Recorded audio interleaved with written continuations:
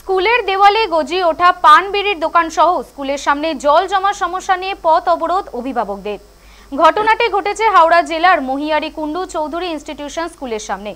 অভিযোগ, স্কুলের দেওয়ালের গায়ে অবৈধভাবে গজে উঠেছে পান বিড়ি মাছের দোকান, যা স্কুলের পরিবেশকে নষ্ট করছে।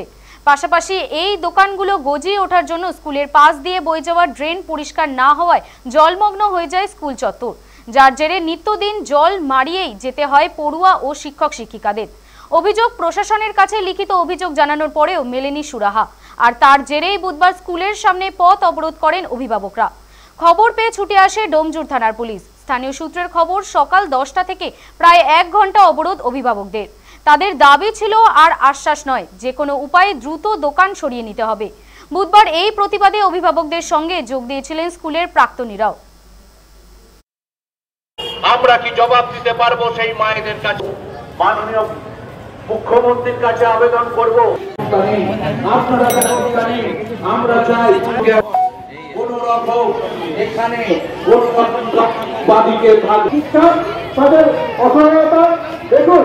কেমিস্ট্রি ল্যাব আছে, পাশাপাশি আরো 2-3টে স্কুল কক্ষ আছে, সেগুলো সম্পূর্ণ আজকে বন্ধ হয়ে পড়ে আছে। দরজা জানলা খোলা যায় না, কারণ ঠিক তার বাইরে বেশ কিছু দোকান, সেখানে আগুন জ্বালিয়ে রান্না হয়, ভেতরে কেমিস্ট্রি ল্যাব। বিপদটা বুঝুন। পাশে বিড়ি গুটখার দোকান, মাছের দোকান, যেমন বাজে গন্ধ সেরকম বিপজ্জনক ব্যাপার। 1, 2, সেই দোকানগুলো আছে আবার ড্রেনের ওপর, যে ড্রেনটা আমাদের এখানকার প্রধান জল নিকাশি ব্যবস্থার একটা উপায়। তাহলে ড্রেনটাও বন্ধ হচ্ছে, প্লাস আমাদের স্কুল বন্ধ। ঠিক কোন রকম পদক্ষেপ নেয়নি। আমরা প্রশাসনের সর্বনিম্ন স্তর থেকে, মানে গ্রাম প্রধান থেকে শুরু করে সিএম পর্যন্ত সকল জায়গায় চিঠি দিয়েছি, কোনো ফল পাইনি। আমরা চাইছি স্কুলের দরজা জানলাটা খোলা থাকুক। আমরা এটুকুই চাই, স্কুলের দরজা জানলা খুলে দিন, আর ড্রেনটা ড্রেনের মতন থাকুক, দোকান সরে যাক। এর বেশি কিছু আমাদের চাই।